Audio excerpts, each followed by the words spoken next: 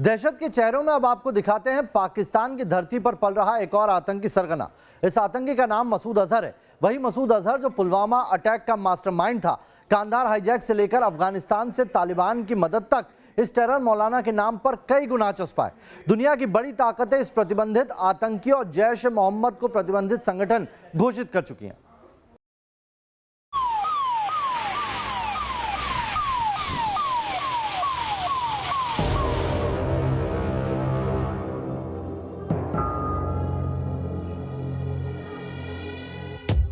दहशतगर्दी का सबसे खूंखार चेहरा, अमन और भाईचारे के लिए नासूर, भारत का दुश्मन नंबर 1, हिंदुस्तान के लिए खूनी जल्लाद, पाकिस्तान का जहरीला सपोला। ये वो खूनी दहशतगर्द है, ये इंसानियत का वो दुश्मन है, ये शांति और सद्भाव के रास्ते का वो रोड़ा है, ये हिंदुस्तान के सीने पर बार बार खूनी वार करने वाला वो आतंकी जिसका नाम है मौलाना मसूद अजहर। मोस्ट वांटेड आतंकी है जिसने 22 साल में भारतीय जमीन को कई बार बेगुनाहों के लहू से लाल किया।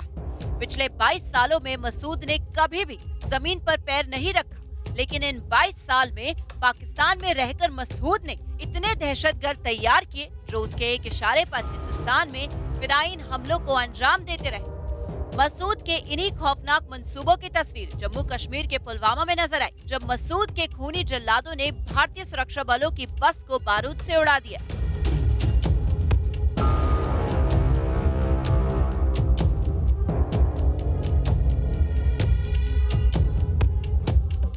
वो दिन जब सीआरपीएफ का काफिला जम्मू से श्रीनगर के लिए निकला था, पुलवामा में सुरक्षा बलों की बस पहुंची थी। तभी मसूद के दहशतगर्दों ने बारूद से भरी कार को जवानों की बस से भिड़ा दिया। एक ही धमाके में 40 जवानों की शहादत हो गई। बाद में इस हमले की जिम्मेदारी मसूद अजहर के आतंकी संगठन जैश ए मोहम्मद ने ली। पुलवामा हमला मसूद के इशारे पर हुआ। पाकिस्तान में बैठकर मसूद ने पुलवामा की प्लानिंग की और फिदायीन आतंकी को तैयार कर भारतीय सुरक्षा बलों पर हमला करवाया। इससे पहले भी मसूद कई आतंकी हमलों को अंजाम दे चुका है, लेकिन हर बार पाकिस्तान उसे बचाता रहा।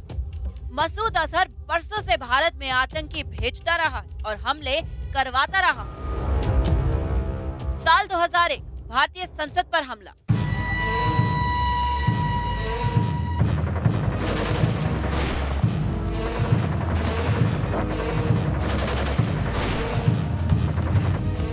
उन्नीस 1999 में भारत की कैद से छूटने के बाद मसूद ने जो सबसे बड़ा हमला किया था वो था भारतीय संसद पर अटैक।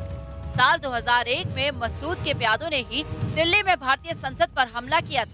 5 पाकिस्तानी आतंकी संसद परिसर में घुसे थे, जिन्हें भारतीय सुरक्षा बलों ने ढेर कर दिया था। हालांकि इस हमले में 9 सुरक्षा कर्मी भी शहीद हो गए थे। 2001 के संसद अटैक और 2019 के पुलवामा हमले तक मसूद लगातार कश्मीर को लहूलुहान करता रहा। भारत के अलग अलग शहरों में मसूद ने आतंकी हमले करवाए। 24 सितंबर 2002 को जैश के 2 आतंकियों ने गुजरात में अक्षरधाम मंदिर पर अटैक किया। 29 अक्टूबर 2005 को जैश और लश्कर के आतंकियों ने मिलकर दिल्ली में सीरियल ब्लास्ट किया। 2 जनवरी 2016 को पठानकोट एयरबेस पर हमला भी जैश ने करवाया था, जिसमें 7 जवान शहीद हुए। इसके बाद 18 सितंबर 2016 को कश्मीर के उरी बेस कैंप पर आतंकी हमला हुआ।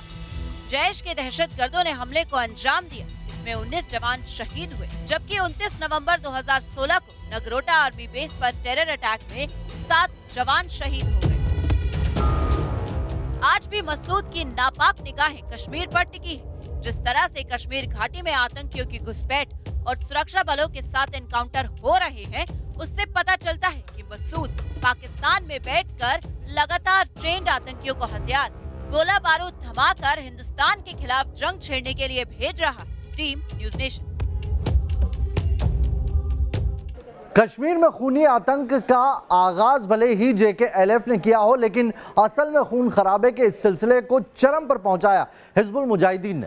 ये हिजबुल मुजाहिदीन के दानव रूपी आतंकी थे जिन्होंने कश्मीर के नौजवानों को गुमराह किया, ब्रेन वॉश किया और दक्षिण कश्मीर जैसी खूबसूरत सरजमी को आतंकी बारूद से झुलसा दिया।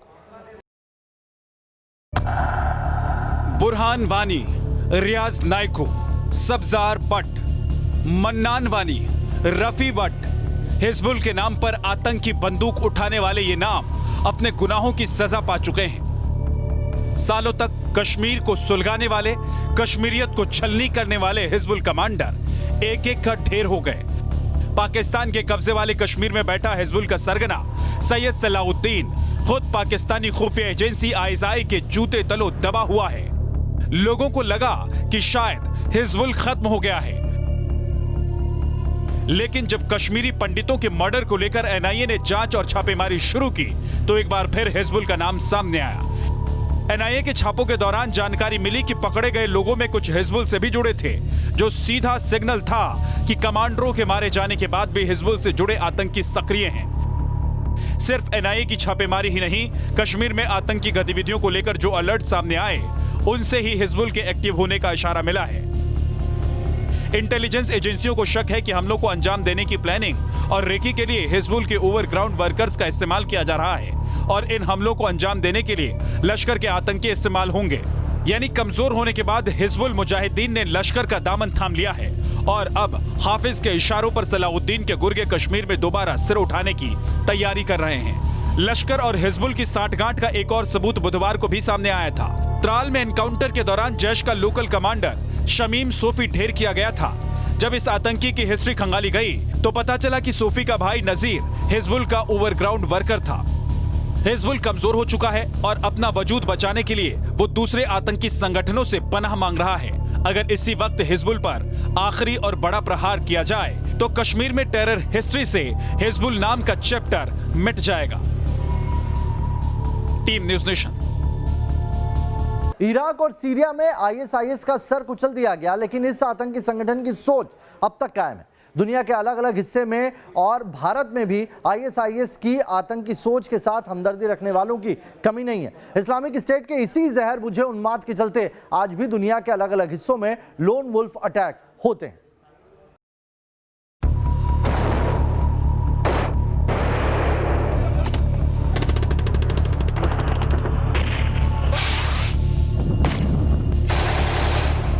कहते हैं कि किसी का मुस्तकबिल तबाह करना हो तो उसका आज स्याह कर दो। इसी काली सोच को लेकर तबाही, बर्बादी और नफरत का एक तूफान इराक की खुश्क सरजमी से उठता है।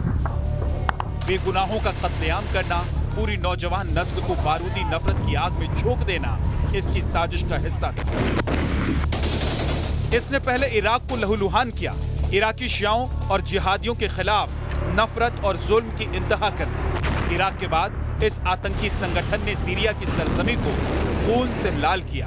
फिर इस स्याह कहर की पहुंच दुनिया के कई देशों की सरहदों को लांघने लगी। हालांकि आईएसआईएस सरगना बगदादी का सिर कुचलने के बाद आतंक रूपी इस रावण का शरीर तो खत्म हो गया, लेकिन सोच बाकी रही। इसी आतंकी सोच का नतीजा है आईएसआईएस खुरासान मॉड्यूल। इसका मकसद भारत समेत पूरे मध्य एशिया में इस्लामिक हुकूमत, खिलाफत कायम करना है। कश्मीर से केरल तक इस आतंकी सोच के हमदर्द मौजूद हैं। इस आतंकी सोच की गिरफ्त में आकर केरल समेत देश के कई हिस्सों से नौजवान सीरिया और इराक पहुंच गए। अफगानिस्तान पर तालिबान के कब्जे के बाद इस आतंकी सोच को नई ताकत मिली। एनआईए के मुताबिक देश में अब तक इस्लामिक स्टेट से जुड़े 37 मामलों की जांच की गई, जिसमें सबसे हालिया मामला जून 2021 का है। इन सभी मामलों में कुल 168 लोगों की गिरफ्तारी हुई। 31 केस में चार्जशीट फाइल की जा चुकी है। 27 आरोपियों पर दोष भी साबित हो चुके हैं। आईएसआईएस की सोच को सोशल मीडिया के जरिए फैलाने की साजिश रची जा रही है। एनआईए के मुताबिक फेसबुक, ट्विटर और इंस्टाग्राम के जरिए अपनी सोच को नौजवान तक फैला रहा है आईएस। दुनिया के युवाओं का ब्रेन वॉश कर उन्हें खूंखार आतंकी बनाने की साजिश रच रहा है आईएस। एनआईए ने बाकायदा एक फोन नंबर जारी कर लोगों को आईएस से जुड़ी किसी भी तरह की जानकारी देने की अपील की है। अफगानिस्तान में तालिबान के कब्जे के बाद जानकार लगातार ये दावा कर रहे हैं कि इससे एशिया के बड़े हिस्से में आतंकी गतिविधियों को बढ़ावा मिल सकता है। आईएसआईएस के बचे हुए आतंकी तो खैर हैं ही, आईएसआईएस खुरासान भी बड़ी मुसीबत साबित हो सकता है, क्योंकि इसमें केरल के कई युवा शामिल हैं। बीते दिनों अफगानिस्तान की जेल से ये आतंकी फरार हो गए थे। इनमें से कुछ तो काबुल एयरपोर्ट पर आत्मघाती धमाकों के दौरान भी देखे गए थे। ऐसे में साफ है कि आतंक के आईएसआईएस रूपी रावण का खात्मा जरूरी है। नफरत भरी इस सोच का खात्मा जरूरी है। कट्टरपंथ को खाद पानी देने वाले हमदर्दों पर चोट जरूरी है। Team news nation. हमारी इस खास पेशकश में अभी के लिए इतना ही। बने रहिए न्यूज नेशन के साथ।